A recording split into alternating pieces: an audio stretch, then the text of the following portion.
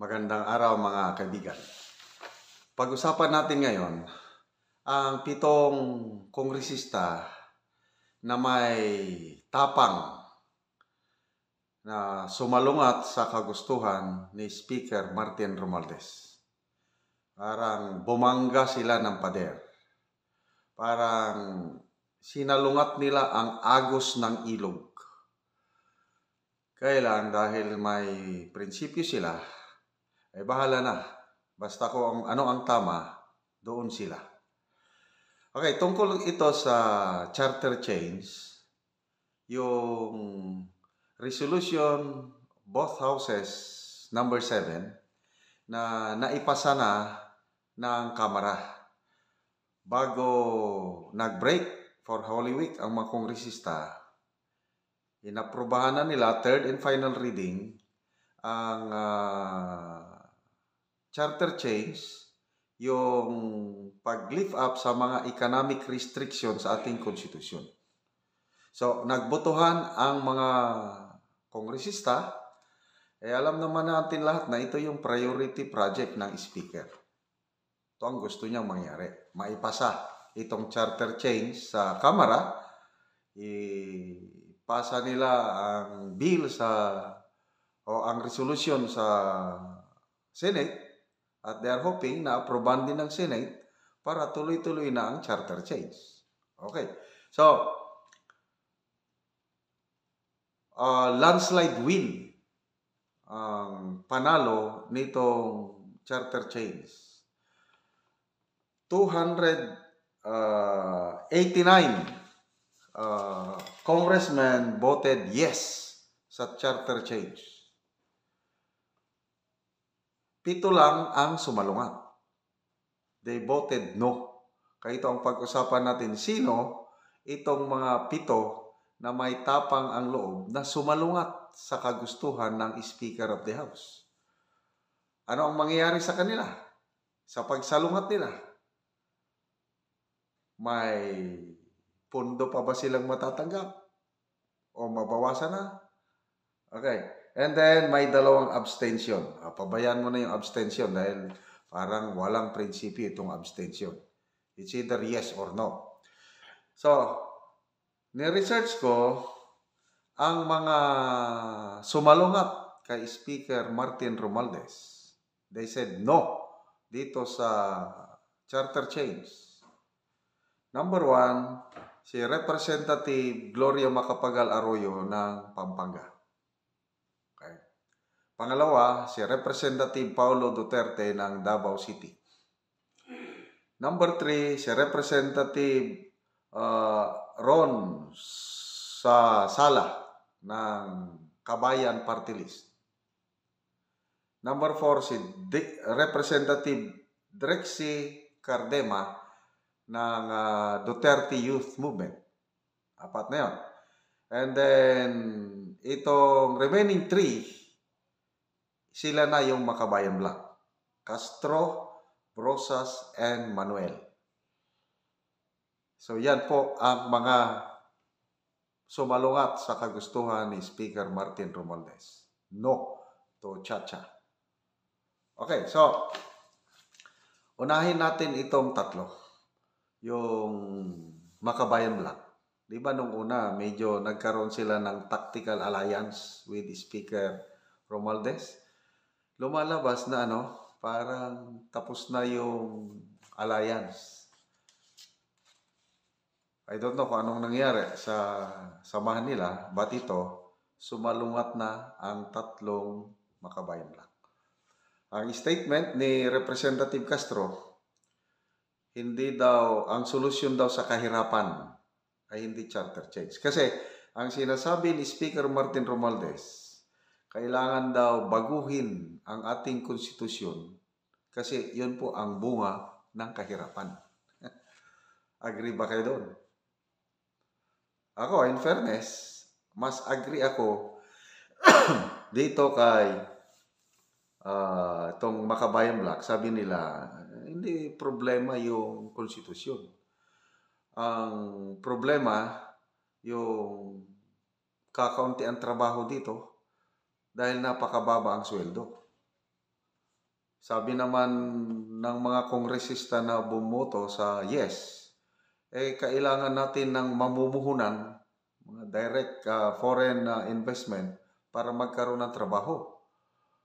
Kaya lang kung mayroon ng mga kumpanya dito, lalo na yung mga dayuhan, ang gusto nila mababa ang sweldo Kaya wala rin.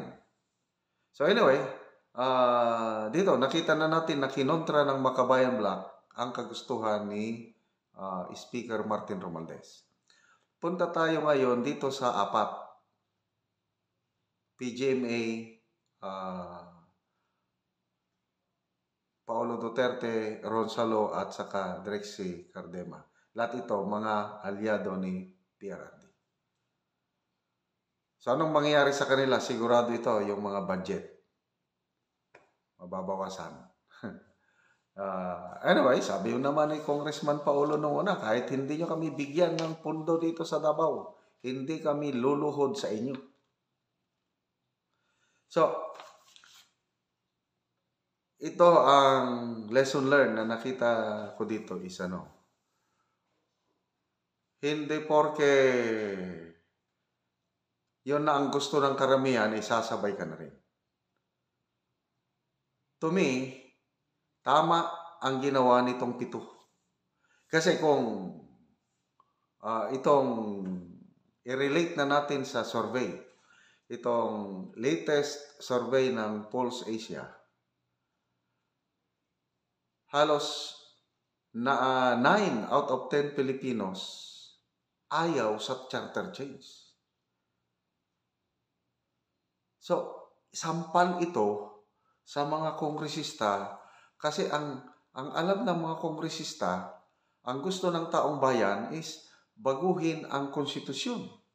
Ang sabi ng mga tao, yung mga sinurvey, hindi, ayaw namin yan. To be exact is 88% ang nagsabi na ayaw nila ng charter change. 8% lang ang nagsabi na gusto nila. So, di ba, sampal yun sa mga kongresista yung bumoto yung 289 at ito, validation sa boto nitong 7 na they voted no, itong 7, alam nila ang pulso ng taong bayan. So, as a result, nitong survey na ito, nako, dito na ang mga senador. Kasi, ang deciding factor na ito, nasa Senado na. Granting na ang Senado, ipasa din nila yung charter change, yung Resolution of Both Houses number 6. Ipasa rin nila. Pagpasado na yan, ang next step is magkaroon na ng plebisito. Ang taong bayan na ang final na magboboto, yes or no, sa charter change. Napag-alaman na natin sa survey na 88% or 9 out of 10 Filipinos ayaw.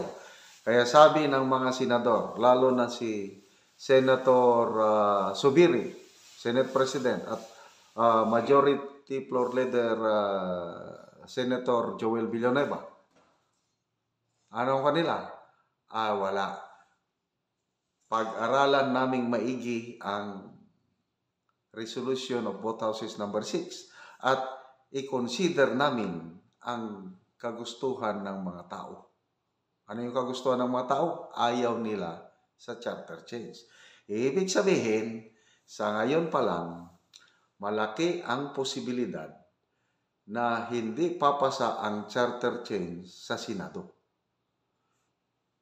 Si Senator Villanueva, nagsabi na siya na most likely he will vote no sa charter change.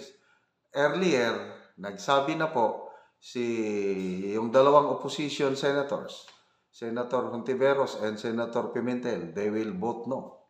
Vote no. Tatlo na yan. Senator Villar and Senator Amy Marcos, no din. So, 5 na. Kailangan lang ng 7 boto para ma-stop ang charter change. So, saan manggagaling yung 2 pa? Nako, sigurado yan. Senator Bato. Okay? Senator Padilla. Senator Bongo. Wala na. Talo na ang Talo na ang charter change sa Senado. So, ibig sabihin nito, ang panalo pa rin ang taong bayan. Kasi kahit idadaan pa yan sa plebisito, matatalo pa rin yan. Kasi lumabas na po sa resulta ng survey na 9 out of 10 Filipinos ayaw ng charter change. Kaya tama po ang boto ng 7 kahit kakaunti lang sila. Ito yung mga may tapang, may prinsipyo na sumalungat sa kagustuhan ng Speaker of the House and they say no. Despite yung overwhelming yes votes ng 289 congressmen. So, mabuhay itong 7 kongresista na may tapang ng loob na sumalungat sa kagustuhan ng Speaker of the House.